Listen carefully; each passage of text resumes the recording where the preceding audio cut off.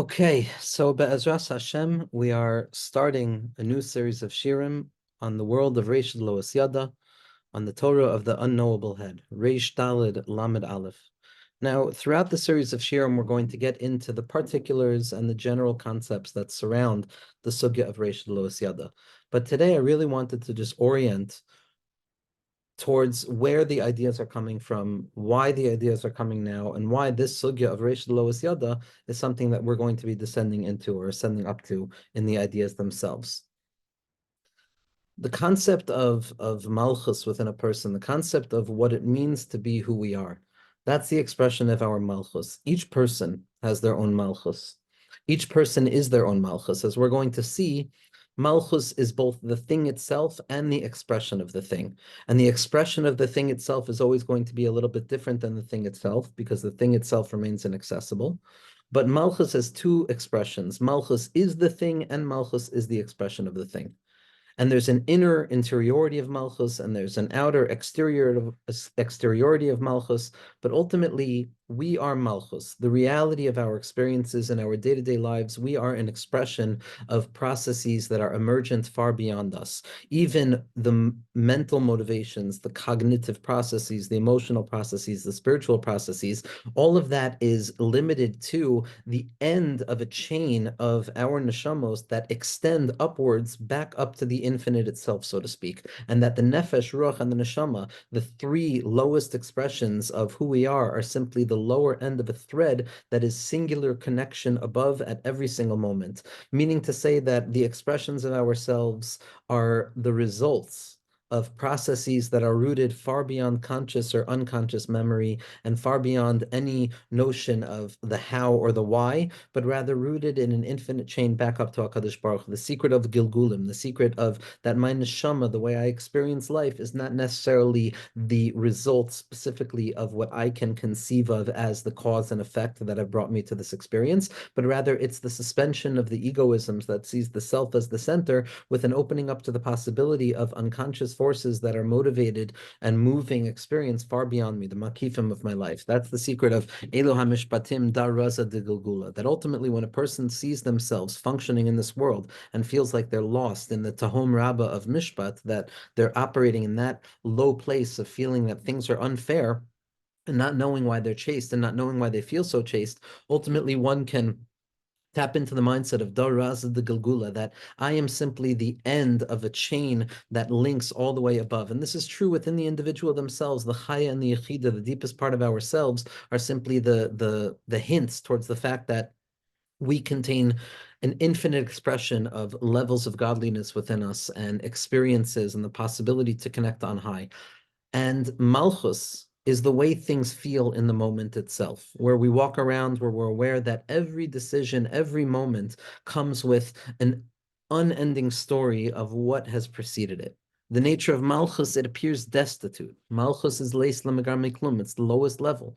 It's the expression itself. It's the externalization of an inner process, which ultimately means it's the external casing of something, the tmuna, the image of something, the expression in a time-bound, space-oriented type of way that is susceptible to aging and failure and breakdown. That is the secret of Malchus in its lowly state. Malchus is how things function under the natural laws of order and teva and our experiences. And that place, Malchus, seems to be in Gullus. Malchus falls into all of the different places that we go, all of the places we go in our minds and our hearts. That is where we carry the Shekhinah. That is where we carry Malchus. Wherever I am, there I am. Im ani kan hakol kan. I am Malchus. Each and every person has their own Malchus. And each and every person's Malchus goes through the infinitely extended process of descending from the loftiest place above down to the lowest place below.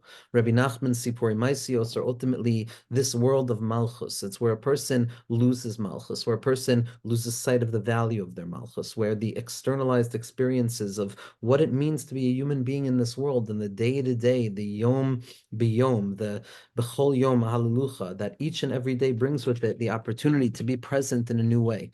And because our presence, because our Malchus falls sway to the tendencies of boredom and the thickness of habits and all of the different distorted and positive things about the formation of our subjectivity, which is an externalization of our Malchus, that leads leads us down into that place of the heaviness of the heaviness of this world, of the leis l'megar of the feeling of emptiness and the feeling of the dinim of Malchus and the Gevura on Malchus and the Malchusa begalusa and the Shchinta begalusa, and covered over by husks, or falling into a hole, or finding oneself in an abysmal state, or finding oneself fighting to hold on and to respark some element of connectivity. That's the world of Malchus in its external form. It's the lowest. There's nothing lower than it. It's the place that goes all the way down to the worlds of separation, to Bri, Tzir, and Asiya, no longer revealed in any connected way to HaKadosh Baruch Hu above. And translated into human experience, this is how we carry ourselves. This is how we walk around in this world, feeling at times like an image that is disconnected from information that is informing that image, simply being without any essence that is filling being at every single moment. And a person who wanders in Malchus, a person who begins to doubt their Malchus, a person who begins to grow tired under the burden of what it means to be B'nai Malachim, what it means to have that framing, have that experience, that edge of experience that makes life feel resistant to some element of flow that keeps a person stuck in a certain pain of Malchus and a certain crying out of Malchus. So that's the secret of Malchus in its lowest place. What we refer to that as is Ani, the sense of self. Now, the sense of self comes along with all of the bounded nature of self, its casing in a body, and the dueling nature of the nefesh elokus and the nefesh bahamis, and all of the drives, and all of the 70 kochos that inform it, and all of the makifin, and all of the pnimim, and all of the partsufim that exist within us, and all of the different modalities of experience that we're going to see through the writings of the Arizal. That all of that exists within Ani, the encasing of all of these various forms of influence, both local and non-local, my epicenter and the circling influences, both micro and macro systems. That is my Malchus. That is how I see myself. That is how I view myself. That is my Ani. That is my ego. That is where I feel like something that is separate and apart from the general whole that holds all things together in an invisible way, and I particularize myself, I individuate myself, I become a person with a signature, with a name, with identity, with a heart, with a mind, in accordance with my own os in the Torah. That's Ani.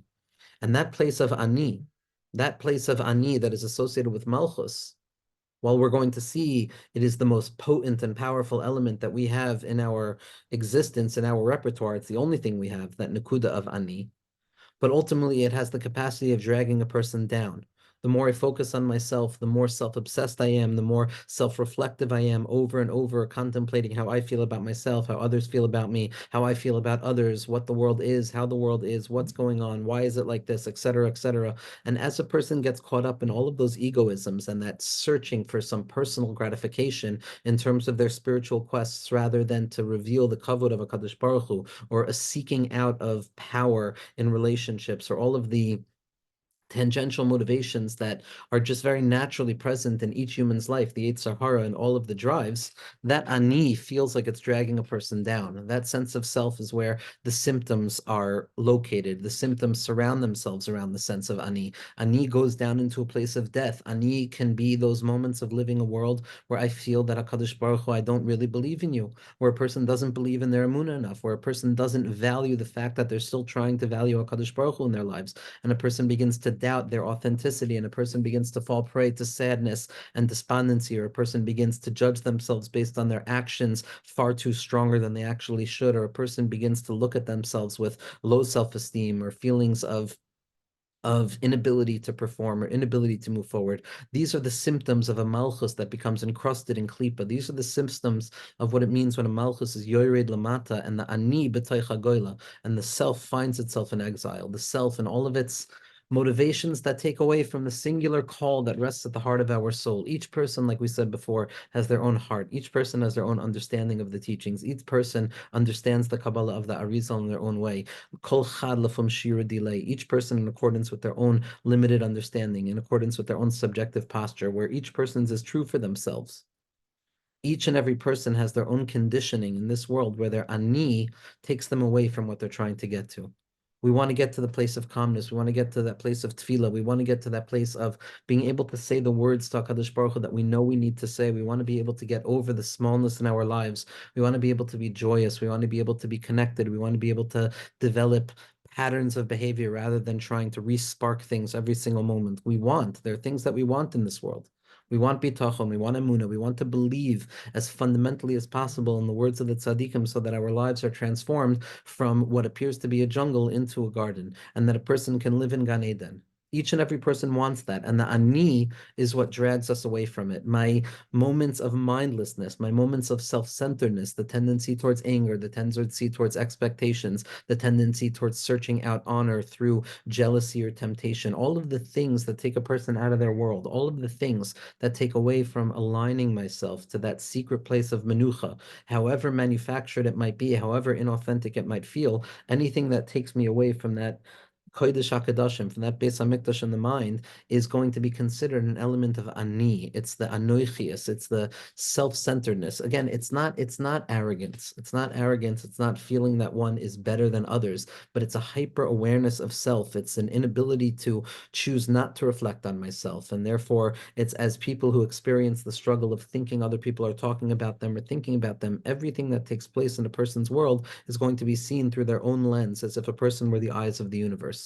That's what the ani is. That's the smallness that comes along with feeling like I'm a particularized thing, and all of the struggles and the boredom and all of the elements of spirituality in our lives. And when a person reflects on life, when a person reflects on the status of their spiritual quest, and again, all I can speak about is for myself, a person very often comes to that place, towards that limitation, towards that gridlock where I feel the heaviness. I feel ayef ve'ageya, that the Malchus has descended into the lowest place. Malchus is the lowest place. Malchus descends into the worlds of separation. Malchus is the lowest of the low. It has nothing of its own. It feels impoverished in its feminine quality. It feels concealed in everything. It feels exiled, surrounded by foreign elements of thought, experience, emotion. It seems to be tricked and fallen and thrown into the gutter or whatever abysmal depth a person finds themselves in. Or at best, it's a place of banality or boredom. But what we're going to see, and what we're going to see profoundly, is that for the Arizal, and really for the entirety of the Torah Hakadosha, for what every tzaddik has come to reveal this nakuda, which is that while Malchus appears to be the lowest of the low, while Malchus appears to be despised, while Malchus appears to be the human condition where I feel myself at the utmost resistance against the externals of the world, where I feel that disorientation or that dizziness or that homesickness that knows not what it's searching for, or that anxiety or that projection or that reflection, whatever it is that conceals a person, whatever it is that keeps a person stuck in their orientation of my mebesari echazeh, from my own human condition, from the struggle itself, from within the belly of the snake of my own experience, each person with their own anochias, what the tzaddikim have always been coming to teach us, what Moshe Rabbeinu was always coming to teach us, what HaKadosh Baruch Hu always wants us to know,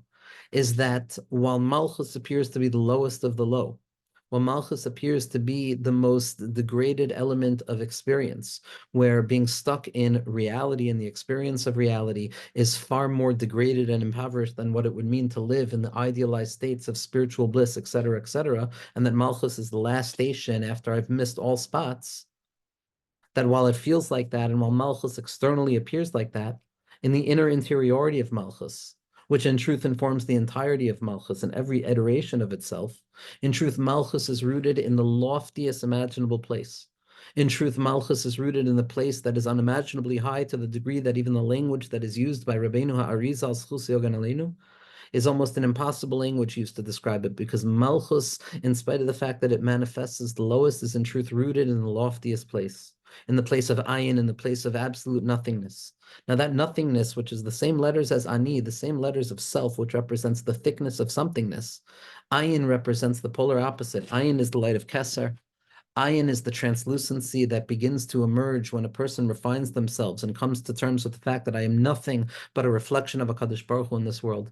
That every thought, feeling, action, motivation, every element of existence that preceded me, that is taking place right now, or that will follow after me, each and every element of this is nothing but a reflection of the infinite light of HaKadosh Baruch Hu that miraculously and possibly and powerfully chooses at every moment to sustain the universe by concealing his infinite light and enabling the vessels to receive that infinite light in a measured way, in spite of the fact that it remains infinite, so that we can draw down more of it, more of it, more of it, and to be mevayer more and more, and to transform all of the smallness in the world to an opportunity to reveal more greatness darkness for HaKadosh Baruch Hu. In that light of Kesser and that light of Ayin, everything is revelatory of HaKadosh Baruch Hu. Existence remains existence, but everything is filled with an ahava b'ta'anugim, a ratzon and a tainug, a desire, an ultimate desire and reflection and awareness that each and everything in my existence, each and everything that crosses the threshold of my mind, externally, internally, is nothing but an opportunity for me to refine myself and come closer to HaKadosh Baruch Hu through it.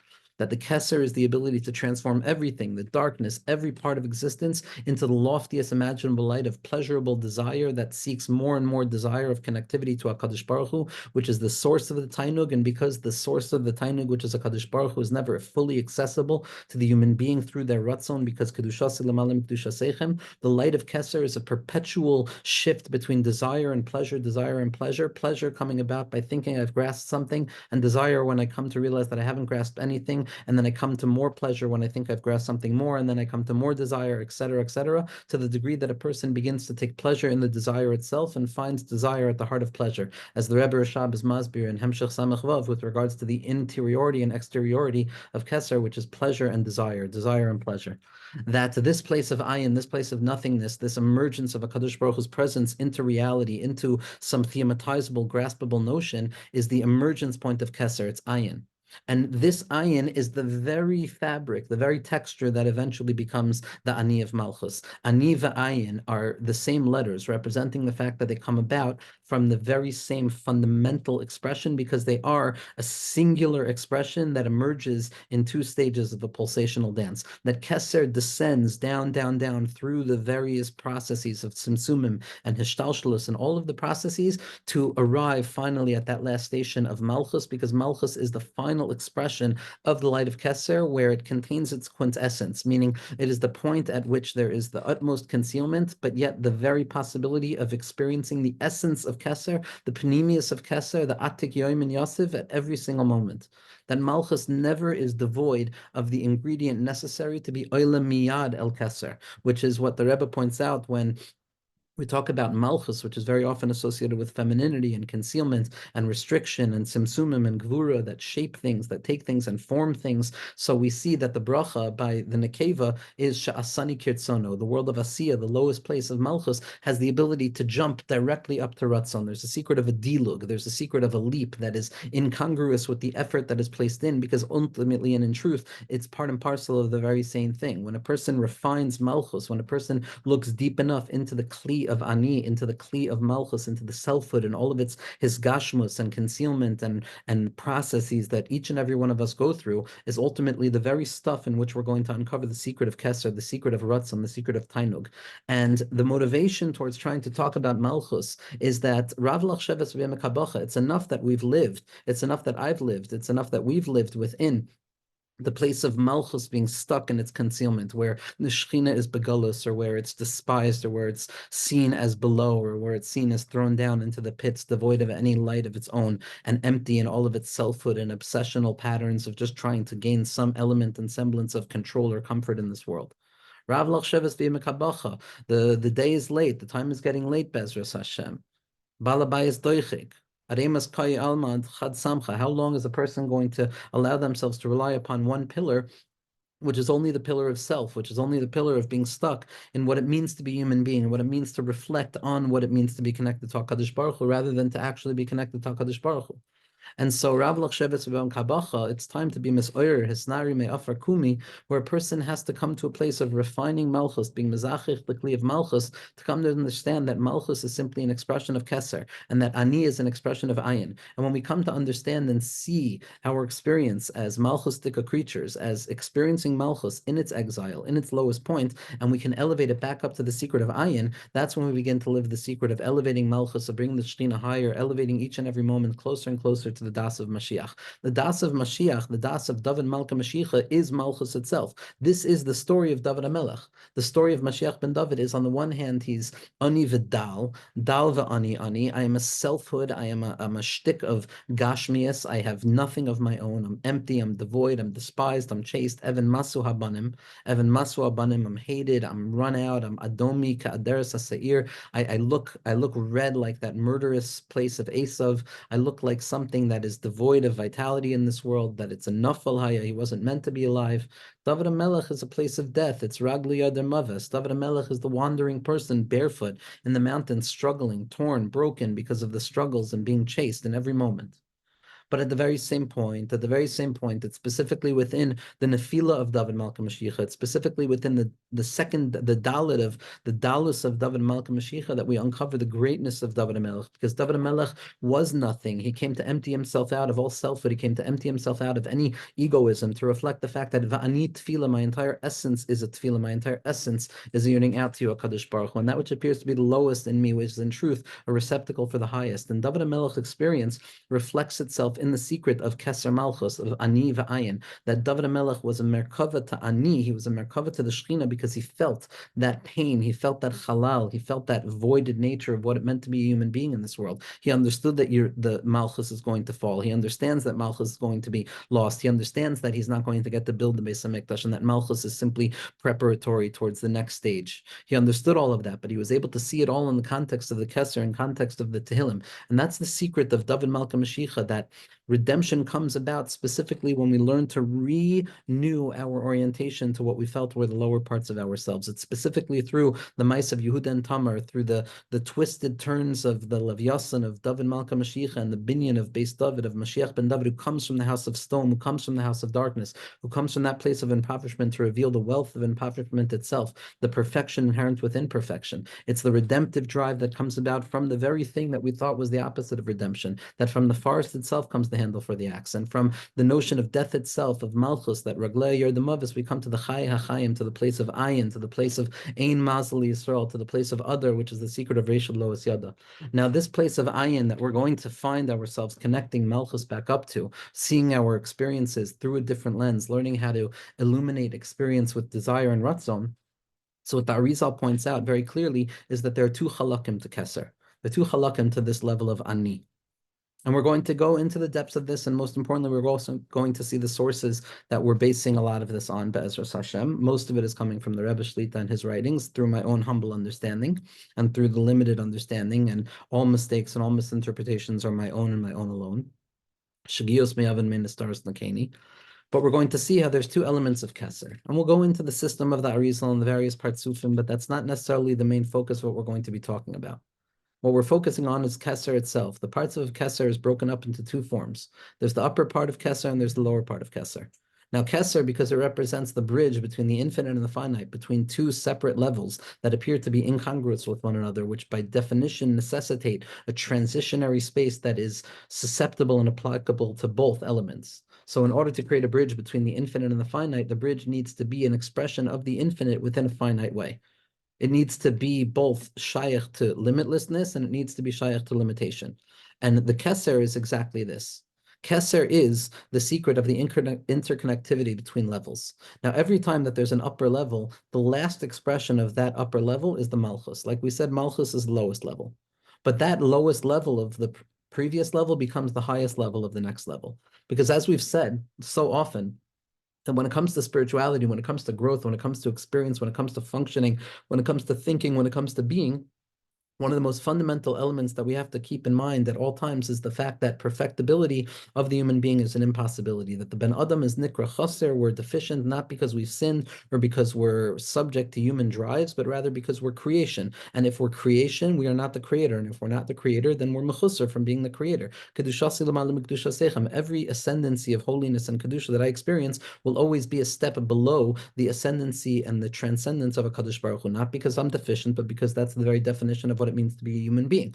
And ultimately, when I come to the tippy top of an experience that I feel I've completed, I then come to a recognition that in truth, this is just the ground level of a next level. So if I've come to the Kesser of my level, if I've come to the Kesser, I've come to the highest level, then at the next moment, that highest level is going to be transformed to be the lowest level of the next level. That the ceiling that I've thought I've reached, the Kesser of this experience, is suddenly going to be revealed to be a Malchus. And when I'm moving downwards as well, that on the lowest level of this experience, at the bottom of this experience, at the Malchus, I begin the next experience, which is going to be the highest, which is the Kesser of the next world. So Malchus and Kesser are always interchangeable with one another in a in a fluid type of way, in a chiastic type of way, where the higher levels malchus becomes the lower levels keser, and the lower levels keser becomes the higher levels malchus. So there's an interchangeability between the ani va'ayin because it's both something and nothing at once. It allows for the transformation from a loftier level to a lower level, and from a lower level to a loftier level.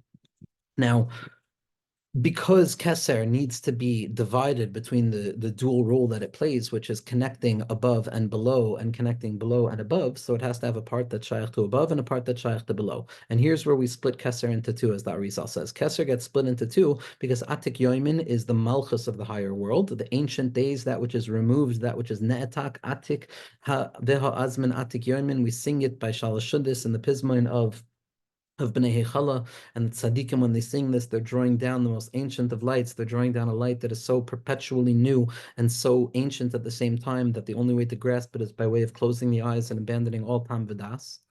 But Atik Yomin is the higher level of Keser because it represents the lowest level of the upper world. And Arich Anpin, the elongated face, is going to be the second part of Keser, which is the lower part of Keser, because it becomes the top part of the next world. So just as Keser serves as a bridge between above and below, the upper part of Keser is Atik, that's the Malchus, the Ani of the higher world, the lowest expression of the higher world, which then expresses itself as the Ayin, as the highest level of the lower world. And so Atik Yoimin is going to be the upper part of Keser, and Arich Anpin is going to be the lower part of Keser. And the Arizal begins to describe, and here's what we're going to kind of end the information piece of this year with, is that there's three minds, there's three elements in which the human being configures reality. There's three ways in which the human being relates to themselves. There's three ways in which a person encounters their experience, which is malchus. There's three ways and lenses through which I gaze and I understand and I think about and I pay attention to what is happening to me in my ani. And we're going to start with going from the lowest level to the higher level. This is based on the Zohar Kaddish and the Idrisuta of Gimel Rishon, is Galifu Dabeda, the three heads that are kind of contained within each other, that surround each other, and we're going to go into the specificity of the language. But suffice it to say that on the lower level of Keser, on the level of Arich Anpin, we have Keser and Chachma. Keser and Chachma, and then on top of that, we have the secret of Atik Yomin.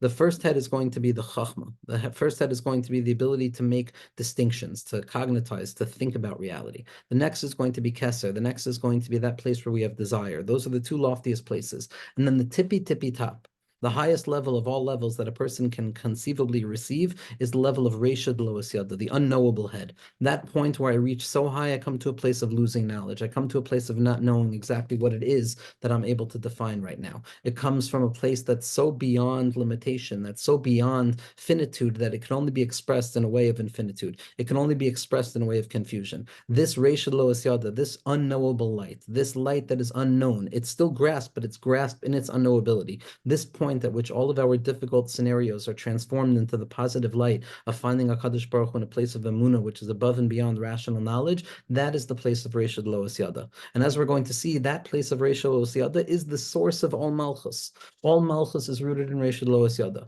The tachlis of everything is to see the confusion that we experience down here, the experiences of Ani that we experience down here, and all of their vicissitudes and all of their heaviness, and to elevate them and refine them back up to the place of Reisha D'Loas Yada, to realize the Malchus HaGnuz that in truth the Shoresh Elyon of my experience down here is rooted in the most unfathomably high place of holiness that can only be revealed by way of concealment, that can only be revealed by way of hiddenness, that can only be revealed by way of modesty, that can only be revealed by way of faith and Mesiras Nefesh. And we transform and we elevate the lowest part of ourselves up to the highest part of ourselves, and we transform the sha'ashuim and the joy that comes about when a person becomes a merkava for Malchus, when a person takes that ani of Malchus, that lowly despised place of the Evan Ma'asu, of David Malka Mashiach, of Tefillah, that which appears to be insignificant, that which appears to be devoid of significance, and we reveal the secret of Keser within it, the secret of Ayin within it. That's going to be Evan Masu Habanim Haisal Reish Pina, that the despised stone, that Evan Hashasiya, that singular point that contains all things in its blackness, the Bas Ayin, which means nothing but what it means in its very essence, the tiny dot of ink, which is the Yud, Chachma Kaduma, the source of Malchus itself, of Abi Yisad Brat, of the father being the origin of the daughter, as we're going to see all of these things. But ultimately, it's specifically in that point of meaninglessness, that essential point of meaninglessness that means nothing but what the pointed nature of it is, the Nekuda HaPnimis of Lamal Mitam Badas, of Emuna, which is Oila Ala Kol, which is the secret of Malchus and Keser. Both of them know nothing. because ultimately the secret of all attempts at knowing something is to come back to the place of Reshid Lo Asyada. And our job is to elevate the fallen Malchus, the Ani of our lives, back up to the Shorish of Ayin, back up to the place of Reshid Lo Asyada, to uncover the secret of David Malka Mashiach within each and every one of us, to uncover the Nikud of Mashiach within each and every one of us, to uncover the secret of the Sha'ashu and Panimium, the joy that one can find within themselves at each and every moment, and the innermost connectivity to HaKadosh Baruch Hu is never, ever farther than an eye's glance away from taking the lowest part back to the highest part. And through the studying of the Torah of the Malchus Agnuza Baradla, of the Sugi of Malchus, of who we are, and the secret of Reish Lo Asiyada, of what we know that we don't know whatsoever, will come to the light of Purim, will come to the light of Geula, will come to the light of learning how to deal with all of the circumstances in our lives, finding the different pathways out of it. And Be'ezras Hashem, humbly, we're going to descend into the world of Malchus to uncover the secret of David Melech Yisrael Chai V'Kayim, Be'ezras Hashem.